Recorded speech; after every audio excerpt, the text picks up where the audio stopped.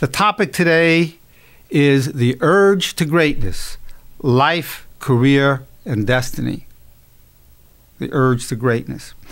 And we're talking about greatness, we're talking at 3 levels: material, emotional, and spiritual. So for instance, an athlete, say, who makes a world record and lifts a lot of weight on a bench press, well, that's an act of greatness. Tremendous discipline went into that, tremendous training, dedication, a whole lifestyle. But it's also a metaphor for emotional and spiritual greatness. So if that athlete then exhibits that he can lift a mountain of resentment through the power of forgiveness, then we're talking spiritual greatness, emotional greatness. So we're talking at 3 levels. And very often when people think of greatness, they think of great leaders of nations and great inventors. And of course that all applies. But we're also looking at greatness just in life. For instance, a woman comes as a cleaning lady to this country, cleans the homes and does the best she can with a cheerful heart, never complaining, and sends the money home to her mother to help support her. This is greatness. This is a great human being. This is a great daughter. Of course, we're talking about life promoting greatness, but so can death. A soldier who jumps on a grenade and dies for his comrades in arms, his death was an act of greatness, recognized by all cultures, all races throughout all time, died so that others could live. So his death was greatness itself. Even if he did nothing else the rest of his life, but died for his fellow human being, he achieved the station of greatness.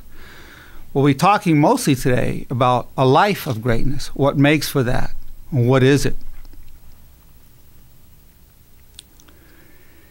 Part of the definition, of course, has to do with the legacy we leave. It could be the legacy of our children, the legacy of a life work. The legacy could be in many forms. The position I'm taking is that the urge to greatness is within every human being. And we're going to go into why I'm saying that. It can manifest in a person wanting to be a good person, a decent person. It can manifest wanting to be a good son or daughter, being a great parent. It can manifest in wanting to be a great athlete, great at a trade or a profession. Great because a person wants to affect the world in a constructive way. It can take many avenues, both through the life and through the death of the individual. It has to do with what we serve. Serving the will of God, serving society, serving our family. It has to do with manifesting our deepest potential, our deepest thought. Serving that deepest part of our own identities.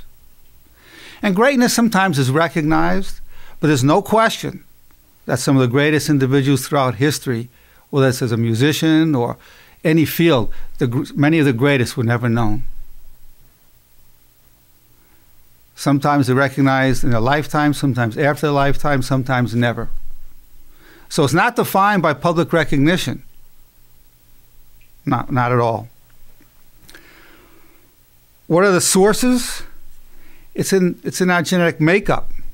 It's a God-given quality. Our upbringing will affect how profound our quest for greatness is. Our society. But fundamentally, it rests on a belief that we have the right to be who we truly are, as long as the expression of that self is done in a respectfully real manner, that is with kindness, wisdom, compassion, respect of boundaries. To be true to our own identities in that sense is greatness. For some person, it could be he was brought up so badly that just not hurting other people, not killing another human being, is greatness for that person.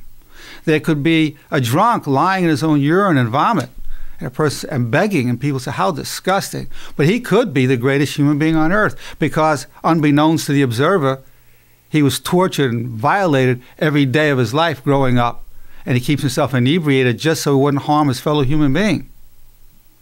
By what he didn't do, could be the greatest human being on the earth at that time. So, do we know always when we're in the presence of greatness? No. It's probably better to err in the direction of feeling we are in the presence of greatness than to think that we're not.